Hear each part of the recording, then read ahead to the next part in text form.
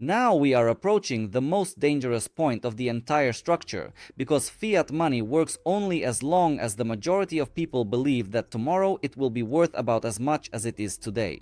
The whole system is held together not by gold, not by goods, and not even by taxes, but by a collective illusion of stability.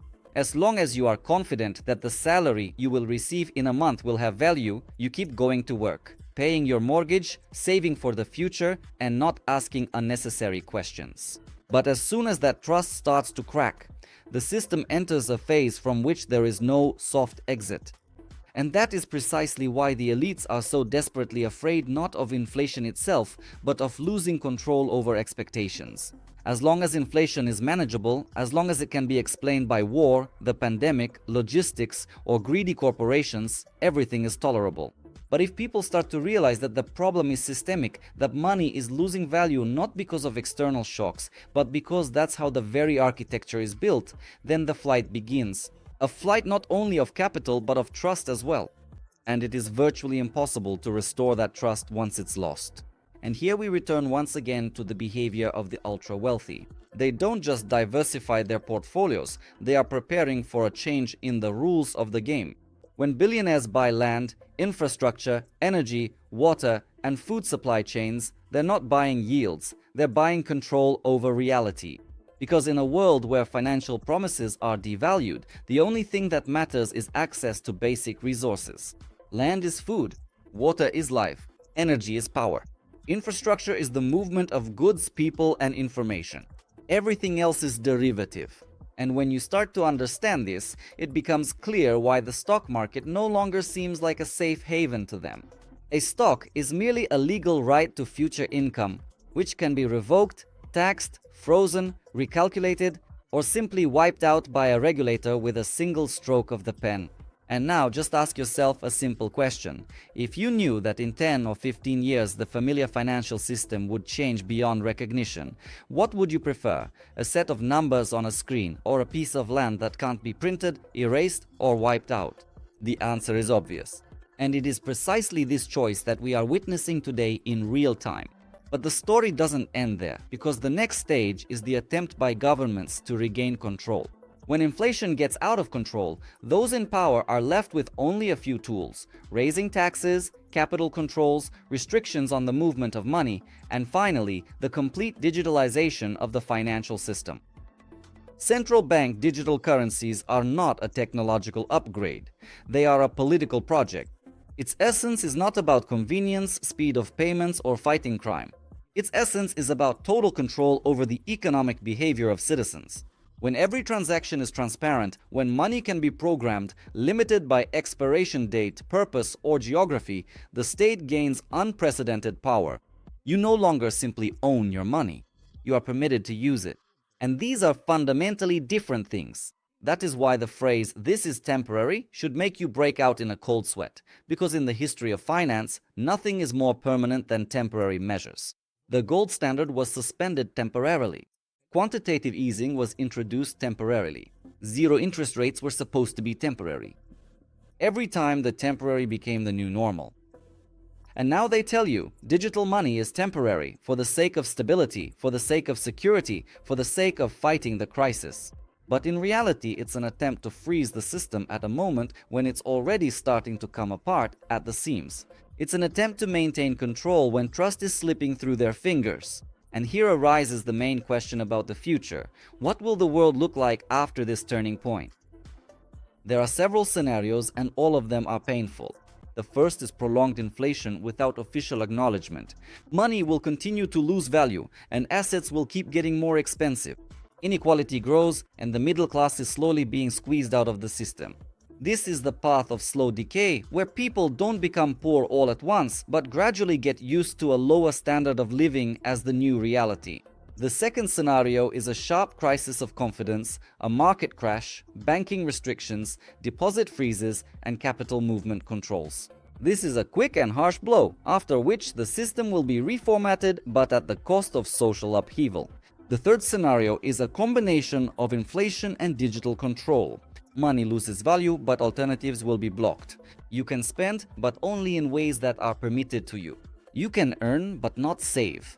This is a soft technocratic path that appears civilized, but in essence is a financial cage. And now the most important thing, what the wealthy do in these scenarios. They don't guess, they hedge. They don't bet everything on a single outcome.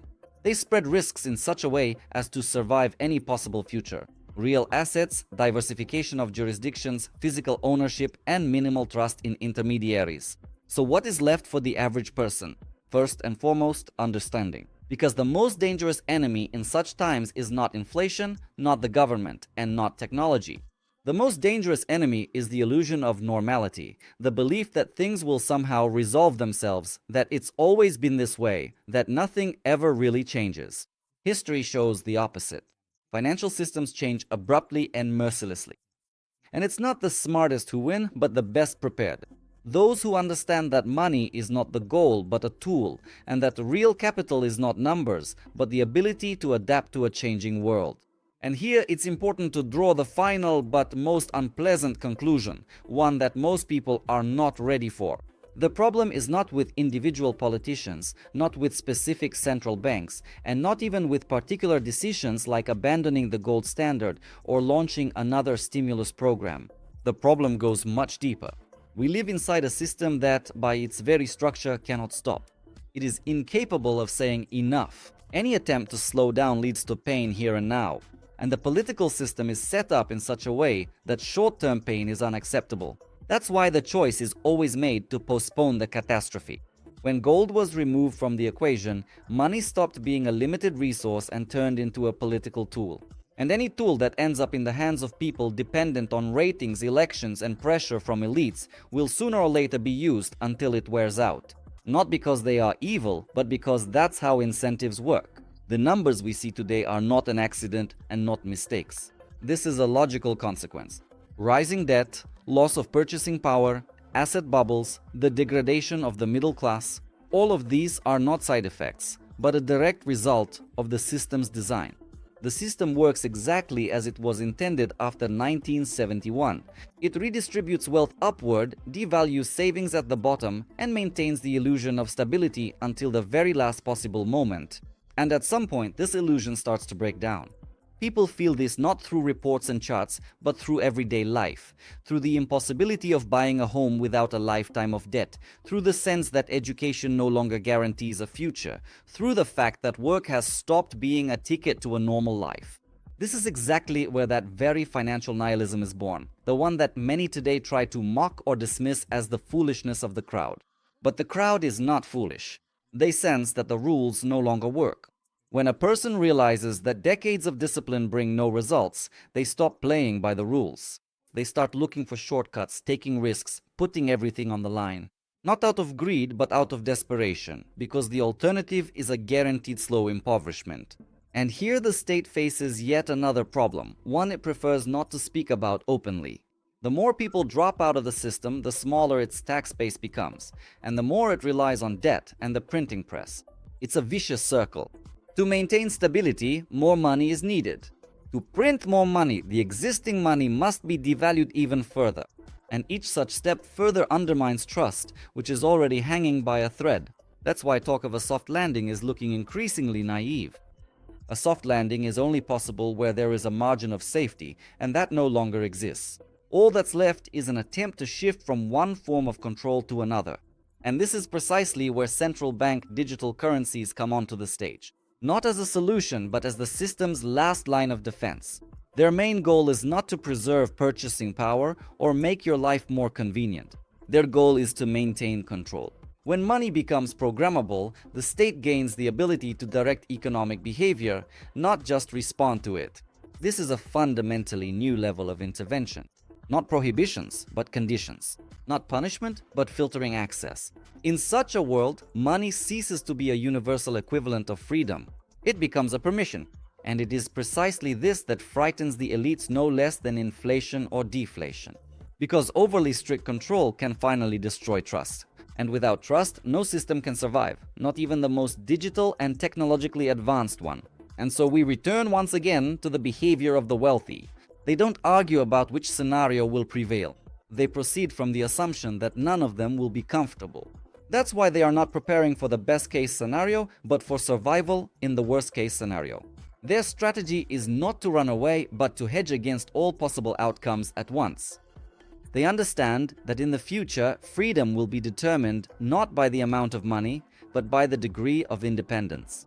Independence from a single currency, a single jurisdiction, a single infrastructure, a single source of income.